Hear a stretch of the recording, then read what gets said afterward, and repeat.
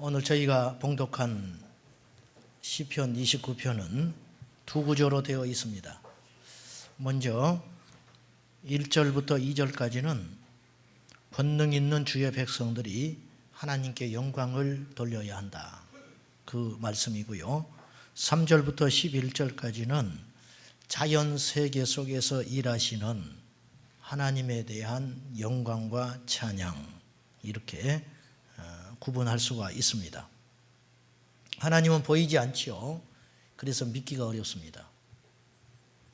하나님 보이시지 않기 때문에 우리가 하나님을 자신 있게 만났다, 그렇게 말하기도 어렵습니다.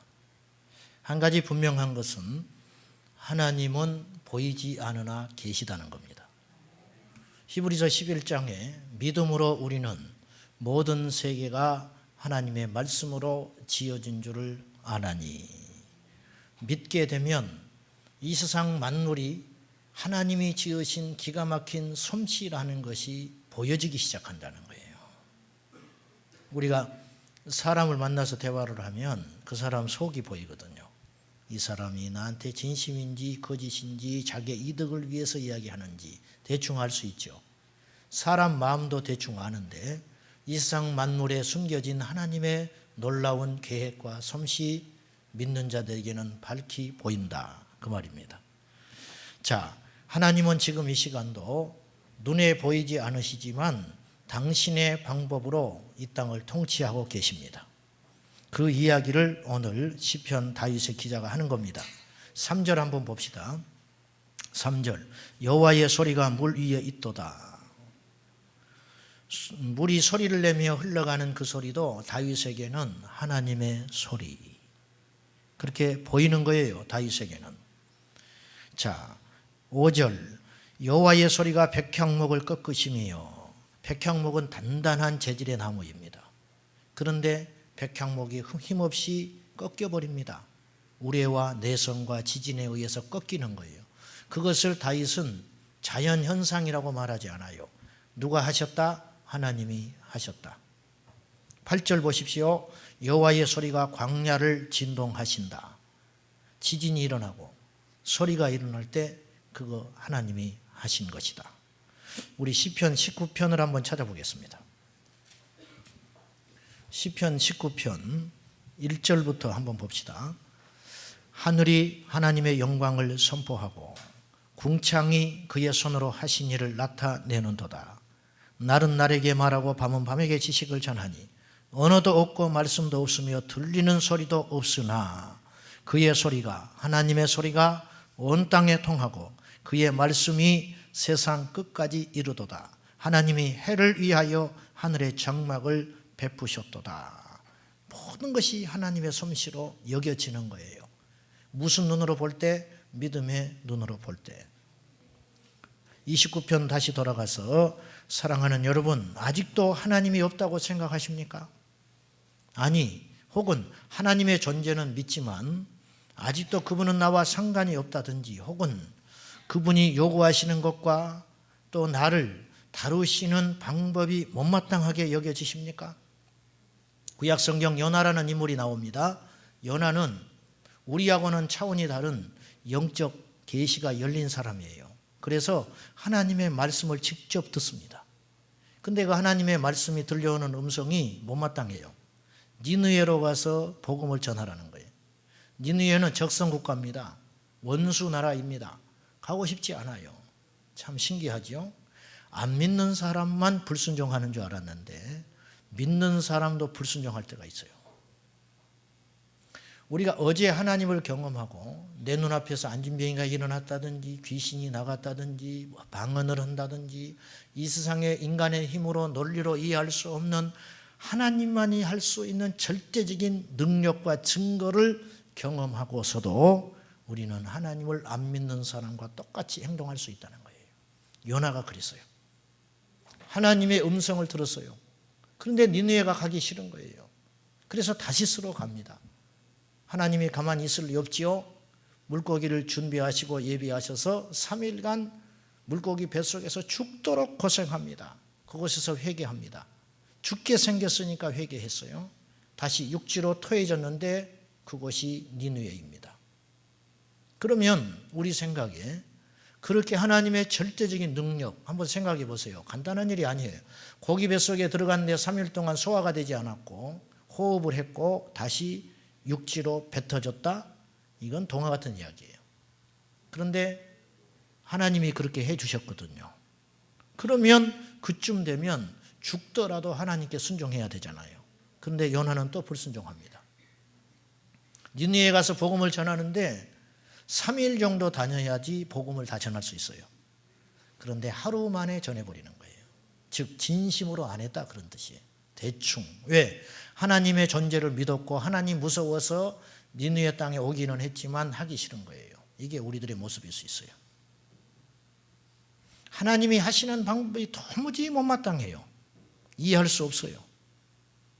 여러분, 하나님은 살아 계시다면 인격을 갖고 일하신다고 분명히 성경은 이야기하는데 자기를 사랑하는 자, 당신의 말을 잘 듣는 사람에게는 복을 주시고 불순종하고 하나님의 법에 어긋난 사람은 반드시 심판하신다고 성경에 명명백백하게 기록되어 있는데 우리는 그 하나님을 안 믿는 자처럼 살아요.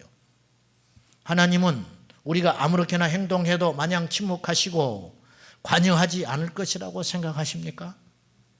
오늘의 교회는 아무나 오라고 초대하지요. 아무나 오십시오. 교회 열려 있습니다. 그래서 교회 이름이 열린 교회가 있어요. 우리 그래서 사람들이 교회를 올 때 두려운 마음으로 하나님 앞에 나오지 않아요. 하나님이 나 같은 죄인, 그동안 지은 죄가 얼마나 많은데 이제 내가 좀 하나님 믿어볼까 하고 교회 문 두드리고 왔을 때 과연 하나님 나 받아주실까? 그렇게 두려운 마음으로 교회 오는 사람 거의 없어요. 차라리 그런 마음이라도 있다면 좋겠는데 없습니다. 거의 대부분 내가 교회에 오면 나를 환영해 주겠지? 오늘 또 나를 붙들면 어떡하지? 성가셔서? 아마 내가 가면 중요한 대접을 받을 거야. 그런 기대감을 가지고 교회에 다 옵니다. 왜? 교회에서 자꾸 오라고 사정하니까. 요즘 행해지는 전도가 예수 믿으라는 전도가 아니죠. 교회에 나오라고 하는 전도지요. 그건 전도 아니에요. 그래서 교회는 나왔는데 예수를 안 믿어요. 이건 전도 아닙니다. 전도는 예수 생명으로 전하는 게 전도거든요. 근데 교회에 일단 나오라는 거예요. 나오라니까 나왔어요. 대접을 좀 해줘야 할 거 아니에요. 이게 현실이죠. 그러나 기억하십시오. 천국은 아무나 가지 못합니다. 교회는 아무나 갈 수 있어요. 그러나 천국은 아무나 못 가요. 천국은 누가 가느냐? 그리스도를 닮은 자들만 갑니다. 즉 말씀대로 행하는 사람만 천국 갑니다. 마태복음 5장 20절에 너희의 의가 서기관과 바리새인의 의보다 낫지 않으면 결단코 천국에 가지 못한다. 이 말씀은 예수님의 제자들이 나중에 한 말이 아니에요. 예수님이 직접 말씀하신 거예요. 5장 48절 하늘에 계신 너희 아버지의 온전하심과 같이 너희도 온전하라. 유진 피터슨 목사님은 마태복음 5장 48절을 이렇게 해석했습니다. 한마디로 내 말은 성숙한 사람이 되라는 것이다. 너희는 천국 백성이다. 그러니 천국 백성답게 살아라. 하나님이 주신 신분에 합당하게 살아라. 하나님께서 너희에게 대하시는 것처럼 너희도 다른 사람을 대할 때 너그럽고 인자하게 살아라. 그렇게 못 사는 사람은 천국 못 간다. 성경은 두 길밖에 없다고 분명히 이야기하고 있습니다. 천국과 지옥, 영생과 사망, 오른편, 왼편, 양과 염소, 빛과 어두움, 의와 죄. 그러나 오늘날 교회는 그렇게 가르치지 않아요. 회색 분자들도 괜찮다. 연옥은 잘못된 것이죠. 예수 안 믿고 착한 일 해도 분명히 지옥 갑니다. 근데 가톨릭에서는 선한 행위를 가르치잖아요. 그런데 오늘날 교회도 이 복음을 전하고 있어요. 가짜 복음. 괜찮다는 거예요. 괜찮지 않아요. 큰일 납니다. 그래서 천국 가는 사람이 적다. 천국을 가는 사람은 천국의 냄새가 납니다. 미국 사람은 한국에 있어도 미국 사람 냄새 나요, 안 나요? 말이 다르죠? 영어합니다. 모습도 다르잖아요. 주님은 우리에게 분명히 이야기했어요. 거짓 선지자들을 삼가해라. 거짓 선지자를 판별하기가 쉽지 않는 거예요. 왜냐? 그럴듯하거든요. 오히려 거짓 선지자들이 더 화려하고 더 진실한 자처럼 보이는 거예요. 그래서 그걸 판별하는 방법을 가르쳐 줬어요. 예수님이. 열매로 그들을 알리라. 그러니까 열매가 천국의 열매를 맺으면 그 사람은 천국 시민이라는 거예요. 그런데 천국 열매가 안 맺혀져요. 그러면 그 사람은 천국 시민이 아니라는 거예요.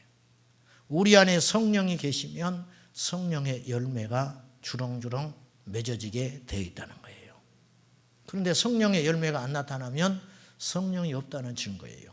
불을 받고 펄펄 뛰고 방언을 하고, 저는 방언합니다. 계시가 열리고 환상을 보고 천국을 오르락내리락 해도 불화하고 미워하고 시기하고 질투하고 용납함이 없으면 그 사람은 성령의 열매가 없는 것이잖아요. 그러면 그 안에 성령이 있다 없다? 없다. 근데 우리는 은사만 보고 자꾸 성령 있는지 없는지, 그래 방언은 받았냐 안 받았냐. 방언하면서도 지옥 갈 수 있어요. 왜냐? 그 안에 성령님이 안 계시면. 그러면 성령 안 받고 어떻게 방언합니까? 그건 성령과 상관없이 악한 마귀가 속여서 그럴 수도 있는 거라는 거예요. 다른 건 다 속일 수 있어요. 이파리도 속이고 나무의 모양도 속일 수 있는데 절대 못 속이는 게 하나 있다는 거예요. 그건 뭐냐? 열매. 이게 포도 능꿀인지, 이게 오이 능꿀인지, 이게 강낭콩 능꿀인지 새싹이 올라오면 몰라요. 근데 열매 맺으면 100% 나타나 버려요. 할 말 없는 거예요. 자, 이제 저는 오늘 시편 29편 1절을 보면서 1절 이상 더 말씀을 나갈 수가 없었어요. 1절 봅시다. 너희 권능 있는 자들아. 이 권능이라는 단어가 딱 마음에 와서 닿았어요. 권능 있는 자들아, 영광과 능력을 여호와께 돌리고 돌릴지어다. 여호와께 그의 이름에 합당한 영광을 돌리며 거룩한 옷을 입고 여호와께 예배할지어다. 거룩한 옷은 우리의 거룩한 행위를 말하는 거예요. 옷이 거룩한 게 아니에요. 우리 옷 얼마나 좀 잘 입고 왔어요. 예배당인데. 그렇다고 하나님이 여러분을 거룩하다 하십니까? 아니에요. 주님 말씀했지요. 옷을 찢지 말고 심령을 찢으라. 그 말은 회개하라는 말이거든요. 옷을 찢는다고 회개한 게 아니에요. 거꾸로 봅시다. 옷을 잘 입고 나와라. 하나님은 그런 말 하신 적이 성경에 한 구절도 없어요. 옷을 잘 입는다고 내가 거룩하고 깨끗한 게 아니에요.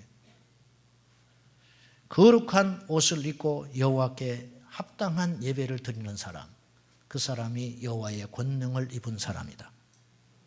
그리고 이 권능 입었다는 사람, 너희 권능 있는 자들아 그랬잖아요. 너희는 누굽니까? 이스라엘 백성을 말합니다. 다윗이 이스라엘 백성들에게 이 시편을 선포하는 거잖아요. 너희 권능 있는 자들아. 오늘 신학을 사는 우리들에 보면 우리들이에요. 하나님의 자녀들, 거듭났다고 하는, 구원받았다 하는, 더 정직히 표현하면 교회에 꼬박꼬박 출석하는 우리들을 향하여 주님은 말하는 거예요. 너희 권능 있는 자들아. 나는 누구인가? 이게 중요합니다. 이 질문을 던져볼 필요가 있어요. 미국 시애틀에 마크 드리스쿨이라는 목사님이 계시답니다. 이분은 교회를 100개를 넘게 개척을 해주셨어요. 그거 하나만으로도 이분은 충분히 훌륭하다, 그렇게 여겨집니다. 이분이 그리스도 안에서 나는 누구인가 이런 책을 쓰셨다고 해요. 저는 보지는 않았지만 검색을 해보니 이 책을 이렇게 소개했습니다. 나는 누구인가? 정신없이 바쁘게 살다 가도 어느 순간에 누구나 한 번은 심각하게 고민하게 되는, 어느 인생도 피해갈 수 없는 질문이다. 나는 누구인가? 내가 나를 어떻게 보느냐에 보느냐가 바로 나의 정체성이다. 인생의 대부분의 문제들이 이 질문에 대한 답을 찾지 못해서 생겨난다. 자신이 누구인지를 모른다면 살면서 만나게 되는 크고 작은 일들에 계속해서 흔들리고 넘어지고 만다. 크리스찬들도 예외가 아니다. 수많은 신앙인들이 죽은 후에 천국 간다는 믿음이 있다고 말하면서도 정작 오늘 내 일상에서 예수님이 주시는 풍성한 삶을 누리지 못한다. 자기가 그리스도 안에서 어떤 존재인지를 자꾸 잊기 때문이다. 그리고 그 공백을 채우기 위해 예수님이 아닌 다른 것, 그것을 정체성을 얻으려고 방황하고 있다. 매주 꼬박꼬박 교회에 가도 우리 영혼은 그래서 늘 허전하다. 우리는 누구입니까? 그리스도 안에서 우리는 누구입니까? 우리는 마귀를 두려워합니다. 우리는 가난을 두려워합니다. 질병, 실패 굉장히 두려워하죠. 아주 두려워해요. 그런데 우리가 정말 그리스도 안에 있다면 우리가 마귀를 무서워하고 우리가 질병을 무서워하고 우리가 실패를 두려워할 게 아니라 마귀가, 질병이, 실패가 우리를 무서워해야 되는 거 아니에요? 그래야 안 그래요? 우리가 마귀를 무서워해야 돼요? 마귀가 우리를 무서워해야 돼요? 우리가 마귀를 무서워한다는 건 우리가 그리스도 밖에 있다는 증거예요. 그리스도 안에 있다면 마귀가 우리를 건들겠습니까? 그러니까 우리가 가는 곳에 마귀가 무서워하지요. 귀신이 무서워하지요. 여러분, 도둑이 집주인을 무서워해요? 집주인이 도둑을 무서워해요? 네? 이게 생각 없이 들으면 집주인이 도둑을 무서워해야 할 것처럼 여겨져요. 그래서 문 단속 잘하고, 근데 그렇지 않아요. 도둑놈은 집주인을 더 무서워해요. 얼마나 무섭겠어요, 들어올 때. 그래요, 안 그래요? 그래가지고 불 켜버리면 심장마비로 죽어버릴지도 몰라. 오줌 싸고 주저앉아가지고. 너무 무섭거든요. 도둑이 주인을 무서워해야지요. 죄가 의를 무서워해야지요. 그런데 우리가 그리스도 밖에 있기 때문에 마귀를 무서워해요. 실패를 무서워해요. 죽는 것 굉장히 두려워합니다. 질병 걸리는 것 두려워해요. 실패 무서워서 미리 걱정하느라고 오금절해가지고 아무것도 못해요. 미리 두려워해요. 미리. 소화가 안 되네. 막 그때부터 며칠간 잠 못 자버려요. 암 걸렸다는 거예요, 자기는. 여러분, 우리가 그리스도 안에 있으면 그것들이 우리를 무서워해야지요. 제 말 억지 아니죠? 계속해서 마크 드리스쿨 그분이 쓴 이야기, 책 이야기 좀 하겠습니다. 바울은 도대체 에베소에서 어떤 위험한 메시지를 전했기에 미움을 받고 마을에서 쫓겨나고 소란을 당하고 감옥에 갇혔을까? 바울이 어떤 강력한 진리를 설파했기에 종교계, 정치계, 경제계 거물들이 그를 미워했을까? 바울이 어떤 가르침을 펼쳤기에 로마 제국처럼 강한 제국이 위협을 느꼈을까? 어떤 점이 에베소 같은 거대한 도시를 불안하게 만들었을까? 그 이력은 바로 예수께 있었다. 그리스도 안에서 엔 크리스토스, 이 두 단어가 에베소 전체를 긴장하게 만든 것이다. 그리스도 안에서라는 두 단어는 온 세상을 변화시켰다. 신자의 정체성이 이 두 단어에 완벽하게 담겨 있다. 간단하게 말해 우리의 정체성은 그리스도 아니면 우상 안에 있는 것이다. 여러분 어디에 있습니까? 사도행전에 나타난 초대교회는 강력했습니다. 우리가 사도행전 강의를 해보면 베드로가 하루에 설교했을 때 3,000명도 회심하고 5,000명도 회심해요. 오늘날처럼 운동장에 모인 숫자가 5,000이 아니고 진짜 예수쟁이들. 어떤 핍박, 가난, 어려움이 와도 예수 그리스도를 위해서 죽기로 작정하고 세례받은 사람들. 그 사람이 5,000명이에요. 우리처럼 세례받는 건 질이 달라요. 그 당시 세례는 죽음을 의미해요. 이제 돌아올 수 없는 강을 건넌 사람들이 5,000명. 예수를 위해 죽기로 각오한 사람들. 예수의 제자가 되기로 결정한 사람들이 5,000명. 그 당시 역사학자들과 성경학자들은 말하기를 그 당시 예루살렘의 인구가 약 8만에서 12만 정도 된다. 오늘 동두천 인구 정도 되는 거예요. 그런데 그 수달 동안 베드로만 복음 전했겠어요? 거기에 보면 수다한 무리들이 그리스도의 도에 복종하니라 그런 말이 있거든요. 복종하여 돌아온 사람들 중에는 서기관, 바리새인, 제사장들도 있었어요. 그들이 그 자존심을 버리고 그들이 이단자라고 공격했던 예수를 믿겠다고 항복한 것은 엄청난 역사잖아요. 그러면 일반 사람들은 더 많이 믿었을 거라는 거예요. 그래서 추측하기를 약 10만의 인구 가운데 3만 4만원이 몇 달 동안 예수 믿어버렸을 거라는 거예요. 예루살렘 교회가. 놀랍죠. 무엇 때문에? 그들은 프로그램도 없었어요. 그들은 전도 축제도 하지 않았어요. 오직 예수 그리스도. 예수만 전했는데 그들의 삶이 변화되어 예수께로 나왔다.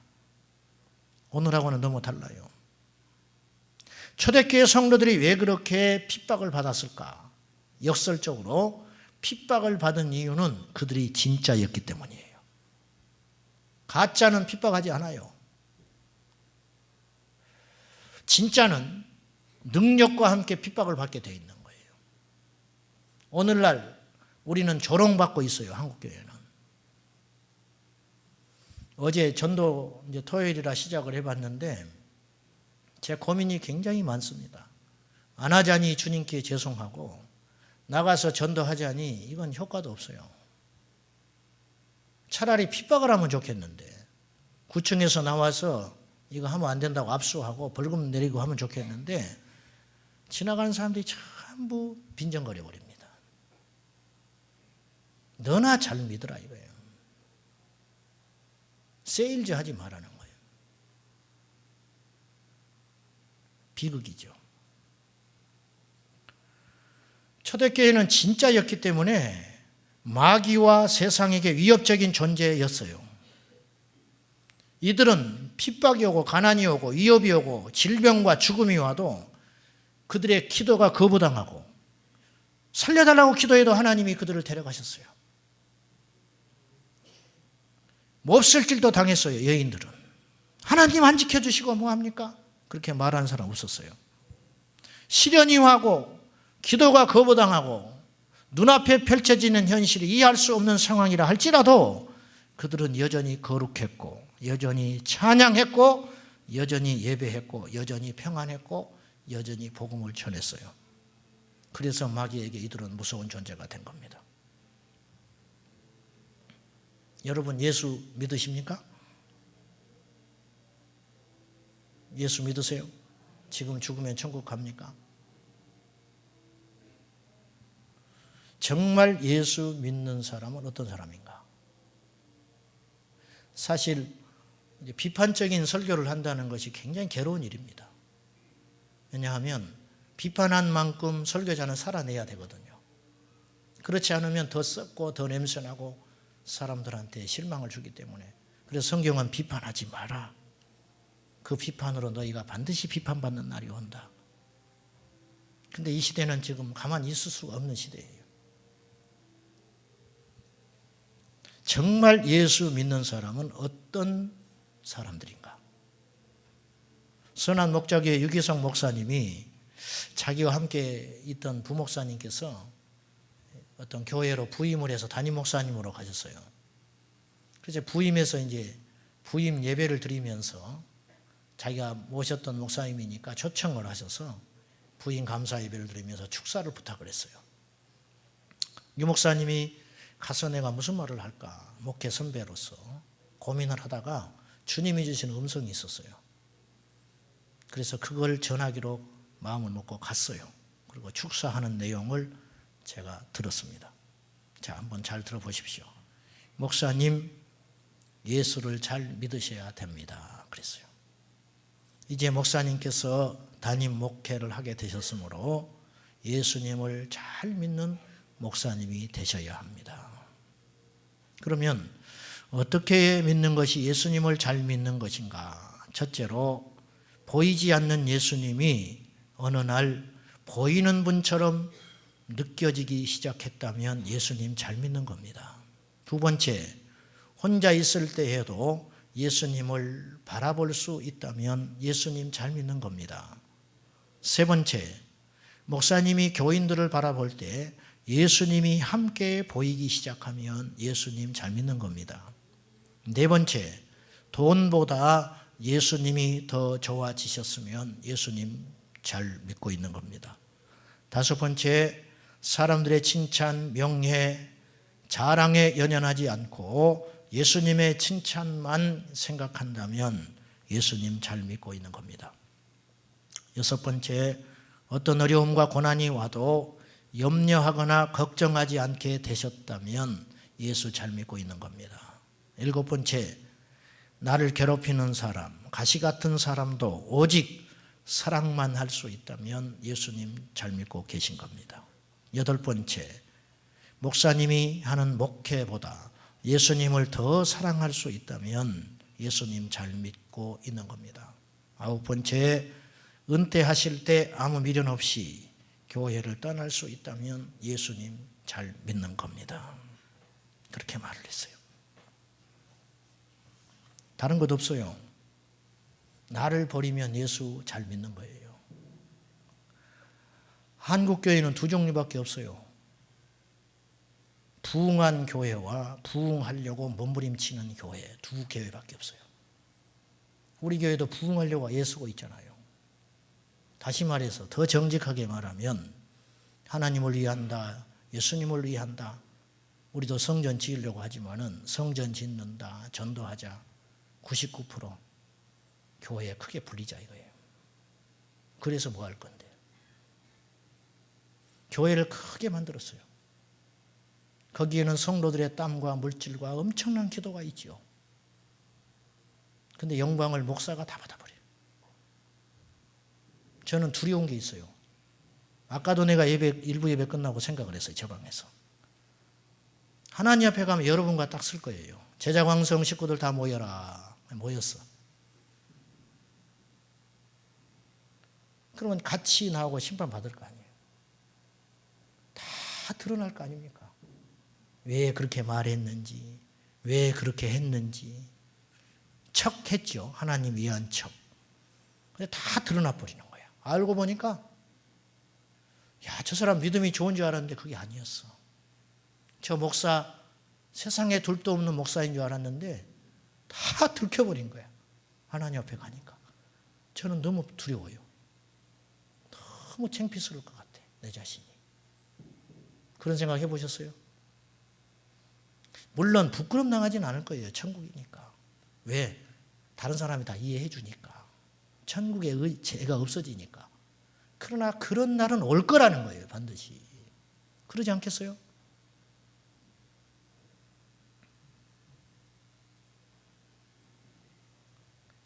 우리 성도를 또 두 종류밖에 없어요. 부자 된 사람과 부자 되려고 몸부림치는 사람. 두 사람밖에 없어요. 복을 받은 사람, 예수를 통해서 복 받으려고 하는 사람. 두 종류밖에 없어요.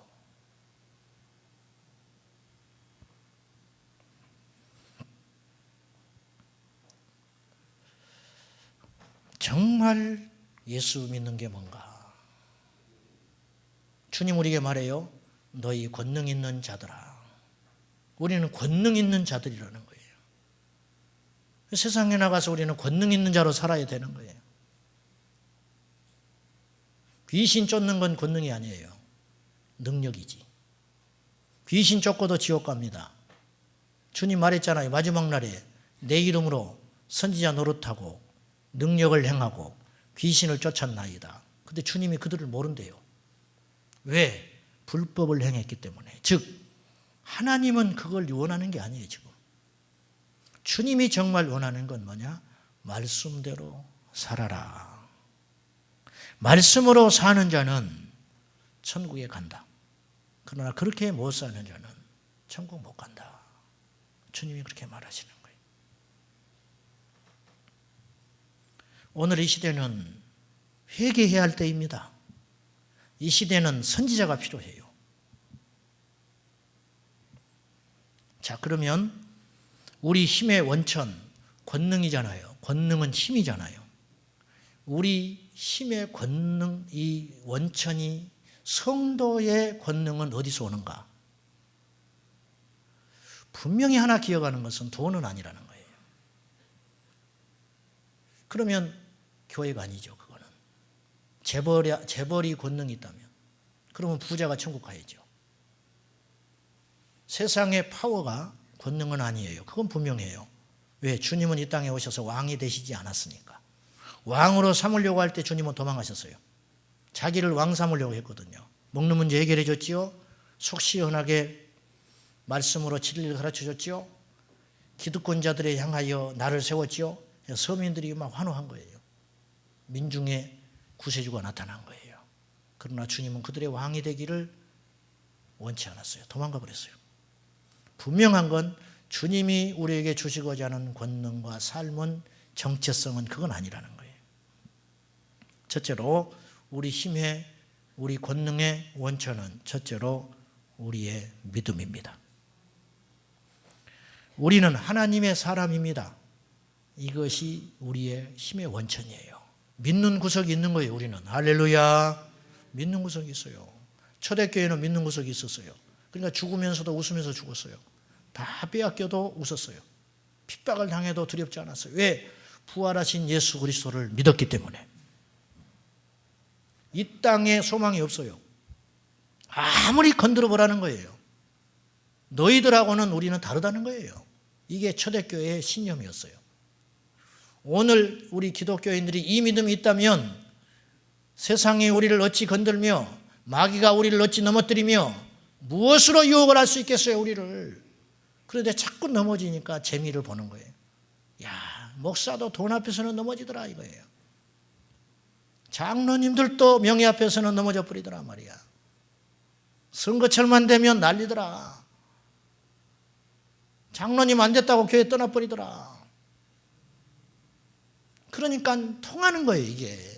그래서 계속 그 방법으로 교회를 공격하는 거예요. 통하니까. 안 통하게 해야 되는데. 우리를 그냥 두고 보지 못하는 믿는 분이 있어요. 우리가 믿어야 할 분이 있습니다. 하나님. 마태복음 6장 30절과 32절에 보면 이런 말씀 하셔요. 들에 핀 백합화를 봐라. 공중에 나는 새를 보라. 솔로몬의 입은 옷도, 솔로몬은 세상에서 가장 화려한 옷을 입었던 왕이에요. 금으로 입었을 거예요. 옷을 금실로 짜서. 솔로몬의 입었던 그 아름다운 옷도 들에 핀 백합화 하나만 못하지 않느냐. 그렇죠. 오늘 있다가 내일 던져질, 아궁이에 던져질 백합화도 이렇게 아끼셨거늘 너희 일까 보냐. 여러분, 절대 하나님 우리 망하게 하지 않아요. 그리스도 안에 있으면. 근데 왜 고난이 옵니까? 망하게 하려고 고난 주는 게 아니라 우리를 새롭게 세우기 위해서 고난 주시는 거예요. 할렐루야. 이거는 언어의 장난이 아닙니다. 정말입니다. 믿음 안에 있으면 두렵지 않습니다. 믿음 안에 있으면 하나님이 우리 편 되어주시면 천하에 당할 자가 없어요. 죽음이 무섭습니까? 죽음이 왜 무섭습니까? 우리는 죽어야 천국 가는데. 죽음이 왜 무서워요? 죽지 않으면 이 땅에서 영원히 이 고난과 시련 속에 살 수밖에 없는데 죽음은 축복이죠. 죽음의 강을 건너야 하나님 나라 가는 거예요. 그러니 죽음조차도 우리를 막지 못하니 우리보다 강한 자가 어디가 있는 거예요. 이게 권능이죠. 믿는 자는 이런 힘이 있어요. 히틀러에 대항했던 독일의 대목사님이 계셨어요. 본 헤퍼 들어보셨죠? 값싼은혜라는 유명한 말을 남겼어요. 이분은 그 당시 독일 교회가 타락하고 히틀러의 아부하고 넘어질 때 꼿꼿하게 믿음을 지켰어요. 순교하셨는데 이분이 감옥 안에 들어가서 남긴 옥중 시가 있습니다. 이분이 이런 시를 지었어요. 나는 누구인가?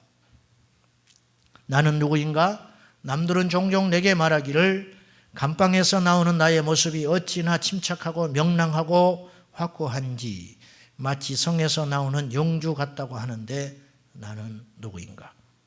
나는 누구인가? 남들은 종종 내게 말하기를 간수들과 대화하는 내 모습이 어찌나 자유롭고 사근사근하고 밝은지 마치 내가 명령하는 자 같다고 하는데 나는 누구인가?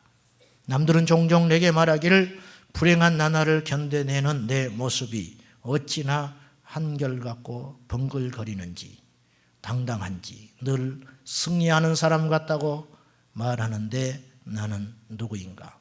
당신은 아시오니 나는 당신의 것입니다. 그리스도인이라는 말은 안디옥 교회 성도들이 제일 최초로 들었는데 그리스도인이라는 말은 두 가지 의미가 있습니다. 첫째는 그리스도께 속해 있다. 그런 뜻이에요. 그러니까 예수께 속해 있는 거예요. 그러니까 내 삶을 누가 책임진다는 거예요. 예수님이 책임진다. 두 번째, 그리스도인이라는 말은 그리스도와 같은 사람이다. 그런 뜻이에요. 사실 이방 사람들은요, 예수님을 본 적이 없어요. 그런데 성도들을 보면 예수님이 보여. 야, 저 사람을 저렇게 바꿀 수 있는 예수라면 어찌 하나님이 아니냐 이거예요. 그렇잖아요. 우리는 작은 예수의 삶을 살아야 됩니다. 작은 예수. 우리가 예수 될 수는 없어요. 그러나 예수님의 삶을 따라 살다 보면 어느 날 우리에게 붙는 칭송이 있는데 저 사람 그리스도인이야. 그 소리 반드시 들어야 한다 그 말이에요. 그 소리를 못 듣는 현실이 비극이라는 거예요. 절망이죠. 두 번째, 우리의 힘의 원천, 예수 믿는 우리의 권능의 원천은 바로 서로 사랑함입니다. 서로 사랑하면 권능이 생깁니다. 초대교회가 나가서 전도할 때 캐치프레이즈가 뭐였느냐? 당신은 우리들처럼 진정으로 사랑하는 사람을 본 적이 있습니까? 이랬다고 그래요. 예수를 전하는 게 아니에요. 예수도 전했겠지만 당신들은 우리처럼 진짜 사랑하는 사람들을 본 적이 있습니까? 여러분 이따 예배 끝나고 밖에 나가서 길거리에 사람 만나거든. 성경책을 들었으니까 교회 갔다 온 사람인 줄 알겠죠? 당신은 우리처럼 사랑하는 사람을 본 적이 있습니까? 예수 믿으십시오. 그렇게 말하면 싸우지나 말아라. 계속 교회에서 싸우는 이야기, 목사가 뭐 어쨌다는 이야기. 겁이나 인터넷에 교회 목사 떠버리면 백발백중 그건 나쁜 소식이에요. 막 가슴이 철렁해요. 또 사고 쳤구나. 또 이번 주에 몇십만 명이 예수 안 믿겠구나. 너무 잘못하고 있는 거예요. 요한일서 3장 10절 저는 충격받았습니다. 무릇 설교를 준비하기 위해서 이 말씀을 찾았지만 충격을 받았어요.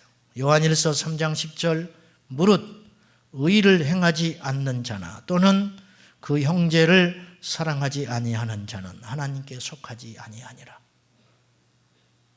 우리가 교회 안에서 누가 의롭지 못하다 그 사람 못 볼 겁니다. 정죄해버리고 저거 인간 말종이라고 상대 안 해버릴 거 아니에요. 그죠? 의를 행하지 않는 사람. 그런데 성경은 말해요. 의롭지 못한 사람, 의롭지 못한 사람과 동일한 선상에 있는 사람이 누구냐면 형제를 사랑하지 않는 사람. 의롭지 못한 자 천국 못 가지요. 당연히 못 갑니다. 의롭지 못한 사람 그리고 형제를 사랑하지 않는 자는 하나님께 속한 자가 아니니라. 우리는 미워해도 되는 줄 알았어요. 저는 솔직히 그랬어요. 미운 놈 있지. 나를 힘들게 하는데 어떻게 안 미워. 나도 사람인데 목사 이전에 사람인데. 자기 정당화했거든요. 자기 합리화했어요. 미워해도 되는 줄 알았어요. 저는. 또 사랑하지 않아도 되는 줄 알았어. 사랑하는 건 내 자유지. 내가 사랑할 수 있으면 사랑하고 버거우면 이 사람은 도저히 안 돼. 노력해봤는데 사랑할 수 없어. 그래서 손 들고 포기한 거예요. 그런 사람들이 있어요. 우리 교회도 2명 있어. 그런 사람이. 그런 사람이면 그래도 하나님 이해해 주실 줄 알았어요. 그런데 성경은 그렇게 말하고 있지 않네요. 그 사람은 하나님께 속한 자가 아니래요. 다 푸셔야 됩니다. 할렐루야. 다 푸셔야 돼요. 왜 미워합니까? 예물을 드리러 하나님께 왔다가 형제에게 원망 살 일이 생각나거든. 그 예물을 하나님 받아요? 안 받아요? 안 받아요. 어떻게 하라고 그랬어요? 예물을 두고 가서 형제와 화해하고 와서 드려라. 이런 용기가 필요한데 저는 그런 사람 한 명도 못 봤어요. 예배 드리다가 나가는 사람 못 봤어요. 오줌 매러서 가는 사람은 봤지만 울면서 나가는 사람 못 봤어요. 오늘은 아니라 해도 다음 주에 올 때는 그렇게 오셔야 됩니다. 예배 중간에 나갈 용기는 없잖아요. 사실은. 그러나 다음 주에 올 때는 미운 사람 다 정리하고 오셔야 돼요. 그렇지 않으면 10년, 100년 예배 들어도 하나님 안 받는다는 거예요. 돈만 버리는 거예요. 어찌 불화하고 와서 예배 드립니까? 그 말씀 하나도 못 지키는데 성경을 어떻게 다 지켜요? 그렇잖아요. 그 말씀 하나도 못 지키는데 어떻게 순교합니까? 거짓말이죠. 순교는 어찌 하겠다고요? 아니요. 안 돼요. 갑자기 안 돼요. 그런 날은 오지 않아요. 쌓여서 순교되는 거지. 쌓여서. 열매가 조금씩 조금씩 맺어져서 큰 열매가 되는 것이지. 어느 날 아침에 열매가 맺어지는 법은 없어요. 사랑이 왜 권능인지 아십니까? 이 세상에서 제일 강한 게 죽음이에요. 내가 6개월 있다 죽어요. 아니 3일 있다 죽는 사람이에요. 제가 뭐가 부럽겠어요? 네? 내가 뭐가 무섭겠어요? 내가 뭐가 먹고 싶은 게 있겠어요? 어디를 가고 싶은 게 있겠어요? 제가 3일 있다 죽는데. 그래요 안 그래요? 무섭잖아요. 무서워요. 누구도 못 말려요. 죽음이 그렇게 강한 거예요. 그런데 죽음만큼 강한 게 있답니다. 사랑. 아가서 8장 6절에 사랑은 죽음같이 강하다. 사랑은 이렇게 강한 거예요. 사랑하면 마귀가 손들어 버리는 거예요. 해볼 수가 없어요. 사랑하면. 귀신 쫓는 사람도 마귀가 건드리기가 쉬워요. 그런데 사랑하는 사람은 마귀가 해볼 수가 없어요. 요한복음 13장 35절 너희가 서로 사랑하면 이로써 모든 사람이 너희가 내 제자인 줄 알리라. 우리는 성경 많이 공부하면 제자 되는 줄 알았는데 제자 훈련하면 제자 되는 줄 알았는데 제자 훈련하다가 싸울 수도 있어요. 제자 훈련하다가 싸웠다. 제자 아니야.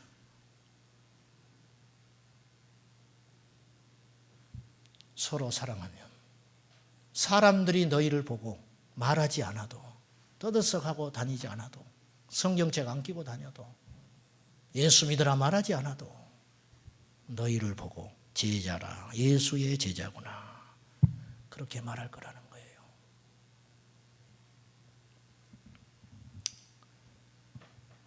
마지막 이 말씀하고 마치겠습니다. 어떤 목사님이 설교에 이런 예화를 하십니다. 어떤 애기 엄마가 유모차를 끌고 집 밖에를 나왔어요. 밤에 어두컴컴할 때 어디를 가려고 애기를 태우고 유모차를 밀고 나오는데 길이 좁아요. 그러다가 차를 긁어버렸어. 보니까 차가 2억짜리 벤츠야. 그냥 갈까? 겁이 나니까. 문자가 하나도 수천만 원, 수백만 원 할 거 아니에요. 그냥 갈까 하다가 양심에 찔려서 전화했어요. 죄송합니다. 제가 선생님 차를 긁었습니다. 나와보셔야겠습니다. 그 기사가 나왔어요. 나오더니 대뜸 하는 말 죄송합니다. 차주인이 죄송하대. 이렇게 좁게 차를 여기 댈 자리가 아닌데 대가지고 불편하셨죠. 너무 죄송합니다. 저는 그렇게 할 수 있을까? 봉고차도 누가 긁어버리면 나는 못 참을 것 같아. 하늘을 사는 사람은 그렇게 할 수 있어요. 우리가 이 땅에 발을 디디고 살지만 하늘을 내 마음에 담고 있는 사람은 천국을 바라보는 사람은 천국을 가진 사람은 천국의 열매, 천국의 언어, 천국의 행동을 한다 이거죠. 우리 교회가 그런 교회 됩시다. 너희 권능 있는 자들아, 우리는 권능을 받았어요. 시시하게 돈 몇 푼에 믿음을 팔고 세상 일에 치여서 하나님이 길이 아닌 줄 알면서도 그 길을 가지 말고 믿음의 자존심을 지키며 오직 예수 그리스도와 그분만이 이 땅에서 가장 강력한 복음인 걸 깨닫고 나를 변화시키신 하나님, 나를 통해 우리 가정과 이웃을 변화시켜 달라고 믿음으로 기도하는 저와 여러분 됩시다. 기도하겠습니다.